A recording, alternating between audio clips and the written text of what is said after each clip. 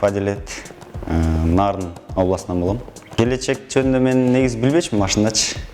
Анан мамам айтып калды, ушундай келечек деген бар экенин көрсөң деп. Анан интернеттен кирип карадык, YouTube'дан. Андан кийин келип бир-эки бай эмесин көргөндөн кийин келдик да, консультацияга келдик. Бар полностью бай эмесин алып кеттик, консультация. Алып кетип андан кийин 2-3 күндөн кийин уже бай решать этип барын.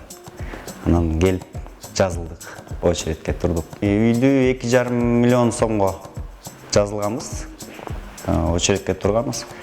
Анан азыр үстүнө бир аз коштук. Ошол.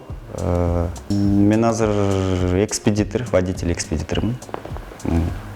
Доставка кылабыз продукты питания по городу. Эмес жок экен, келсе баягы каякта иштейт, каякта эмне болуп иштейт, анын эмеси жок. Баарына бир карап эле, бир теңде очередке туруп, бир алып барат экен да иштерин. Ушу чоң рахмат баарына ушундай тең карап, ушундай мүмкүнчүлүк берип, үй алып берип атканына.